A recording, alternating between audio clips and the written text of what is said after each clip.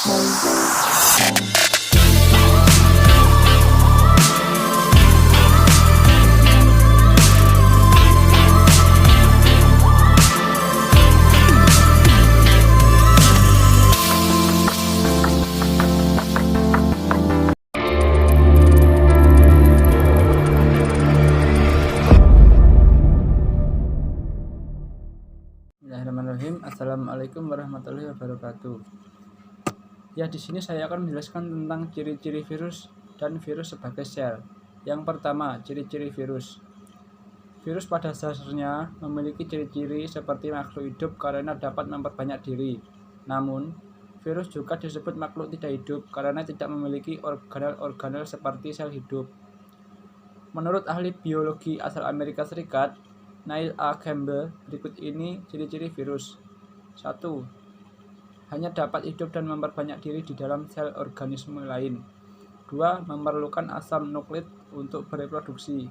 3. Virus dibentuk oleh sebuah partikel yang disebut virion yang mengandung DNA atau RNA saja. 4. Dapat dikristalkan tetapi virus masih memiliki patogen apabila diinfeksi ke organisme hidup. 5. Bersifat aseluler, tidak memiliki sel dan tidak memiliki organel-organel sel. Sementara itu, menurut Bram pada tahun 1994, virus berukuran sangat kecil, bahkan lebih kecil daripada bakteri.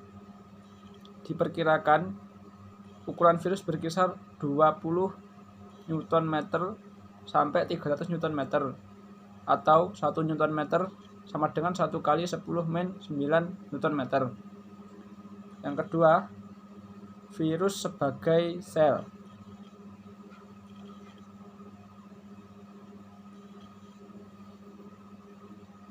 Virus sebagai sel, awalnya virus diklasifikasikan berdasarkan sel inang yang diinfeksi, seperti bakteriofaga atau virus yang menyerang bakteri, virus tanaman, virus hewan, atau dermatofik, neurotrofik, viscerotrofik, dan pneumotrofik.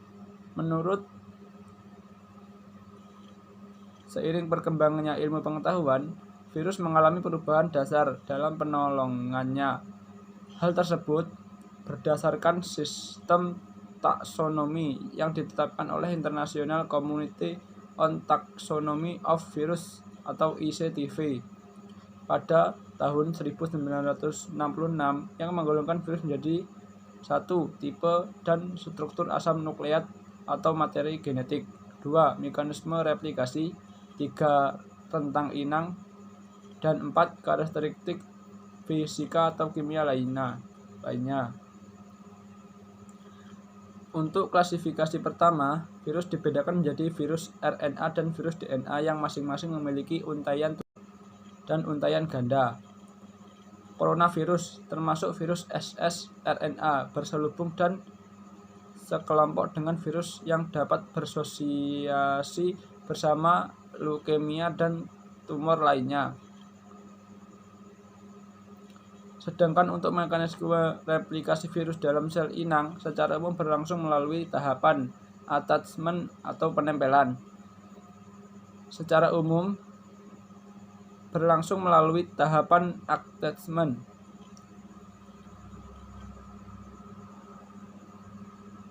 Biosynthesis pembentukan bagian-bagian virus, assembly pembentukan badan virus baru, dan reals pelepasan virus. Sekian, ada kurangnya lebihnya mohon maaf. Wassalamualaikum warahmatullahi wabarakatuh. Baik, saya akan melanjutkan presentasi dari teman saya. Di sini saya akan mempresentasikan virus sebagai makhluk hidup dan saya akan memberikan sedikit contoh penyakit yang disebabkan oleh virus. Yang pertama, virus sebagai makhluk hidup. Virus dikatakan sebagai makhluk hidup karena virus dapat berkembang biak atau bereproduksi sebagaimana makhluk hidup lainnya. Meskipun demikian, virus membutuhkan sel organisme makhluk hidup lain untuk berkembang biak. Virus juga memiliki virus genetik seperti makhluk hidup lain berupa DNA atau RNA yang dapat mengalami mutasi. Baik, selanjutnya saya akan berikan contoh penyakit pada manusia, hewan, dan tumbuhan. Yang pertama, penyakit pada manusia yang disebabkan oleh virus adalah campak Jerman. Jenis virus ini disebut rubella virus. Bagian tubuh yang dipengaruhi melalui saluran pernafasan, kelenjar, limfa, dan kulit. Yang ketiga, coronavirus. Jenis virus ini dinamakan coronavirus. Bagian tubuh yang dipengaruhi penyakit pernafasan berat dengan gejala demam, batuk, dan sesak nafas. Yang keempat, Ebola. Jenis virus Ebola virus. Bagian tubuh yang dipengaruhi adalah darah dan pembuluh darah yang dapat menyebabkan pendarahan.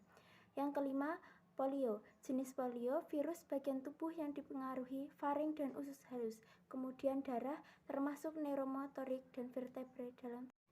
Selanjutnya saya akan memberikan contoh virus yang menyerang hewan. Yang pertama, rabies. Virus Rhabdovirus menyerang otot dan menyebar hingga susunan saraf pusat. Yang kedua, cacar sapi. Cacar sapi adalah penyakit cacar yang disebabkan oleh virus variola. Penyebab cacar ini adalah anggota dari genus Artovirus yang juga termasuk virus seperti cacar sapi, cacar monyet, dan Contagiosium molluscum. Yang ketiga adalah tumor atau kutil. Tidak hanya manusia, penyakit tumor atau kutil juga dapat diderita oleh hewan. Salah satunya pada ayam, pada sapi juga bisa. Virus ini menyebabkan tumor pada sel epitel dan membran mukosa. Yang kedua, saya akan memberikan contoh penyakit yang terjadi pada tumbuhan. Yang pertama adalah tungro. Virus tungro yang berasal dari famili Conifolidae dapat menyerang tanaman padi yang menyebabkan sel-sel daun mati sehingga pertumbuhan terganggu dan kerdil. Penyebaran virus ini melalui perantara wereng coklat atau wereng hijau. Yang kedua, mosaik. Penyakit mosaik dapat terjadi pada daun tembakau, kacang tanah, pepaya, cabai, tomat, dan kentang. Gejalanya adalah daun menjadi bercak kuning. Penyebaran virus mosaik terjadi melalui perantara serangga. Yang ketiga yaitu penyakit TZLCV. Adalah virus yang menyebabkan daun tumbuhan tomat berwarna kuning dan menggulung sehingga menurunkan hasil panen. Cukup sekian dari saya, akan dilanjutkan oleh teman saya. Selanjutnya yaitu perbedaan sel eukariotik dan sel prokariotik. Perbedaan yang pertama yaitu pada inti sel. Pada sel prokariotik tidak memiliki inti sel, sedangkan pada sel eukariotik memiliki inti sel. Perbedaan yang kedua yaitu pada sel prokariotik tidak memiliki mitokondria, sedangkan pada sel eukariotik memiliki mitokondria.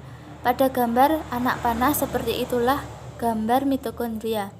Mitokondria memiliki fungsi yaitu melakukan respirasi sel untuk menghasilkan energi. Perbedaan yang ketiga yaitu pada mesosom. Pada sel prokariotik memiliki mesosom. Mesosom memiliki fungsi yaitu sebagai respirasi dan sekresi dan menerima DNA pada saat konjugasi.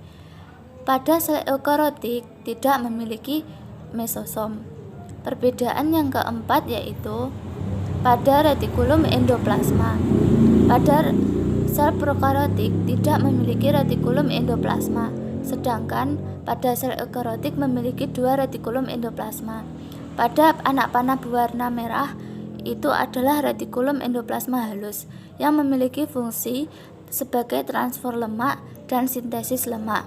Sedangkan pada tanda panah berwarna hitam itu adalah retikulum endoplasma kasar yang memiliki fungsi sebagai proses transfer protein serta sintesis protein.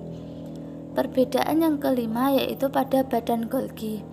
Pada sel prokariotik tidak memiliki badan Golgi, sedangkan pada sel eukariotik memiliki badan Golgi. Badan Golgi memiliki fungsi yaitu membentuk membran plasma dan tempat proses pembentukan zat sekresi. Perbedaan yang keenam yaitu pada flagela. Pada sel prokariotik memiliki flagela yang memiliki fungsi yaitu sebagai alat gerak bakteri untuk merespon rangsang tertentu. Pada sel eukariotik tidak memiliki flagela. Selanjutnya yaitu contoh sel prokariotik dan sel eukariotik. Sel prokariotik Salah satu contohnya yaitu bakteri E. coli. Sedangkan contoh sel eukariotik yaitu amoeba. Virus dalam kajian Islam. Di masa Nabi Muhammad SAW pernah terjadi wabah penyakit. Salah satunya wabah penyakit taun, di mana taun ini tercatat dalam sebuah hadis. Rasulullah bersabda, "Jika kalian mendengar penyakit taun mewabah di suatu daerah, maka jangan masuk ke daerah itu. Apabila kalian berada di daerah itu, jangan lari dari taun." Semua dalam Islam yang dialami manusia berupa musibah merupakan ketentuan dari Allah untuk menguji kesabaran manusia. Dalam Al-Quran Surat Al-Baqarah ayat 155, Allah berfirman, "Dan sesungguhnya kami berikan cobaan kepadamu dengan ketakutan, kelaparan, kekurangan harta, jiwa, dan buah-buahan, dan berikanlah berita gembira kepada orang-orang yang sabar." Contoh virus dalam saat ini adalah virus COVID-19. Wabah COVID pertama kali terjadi pada akhir tahun 2019.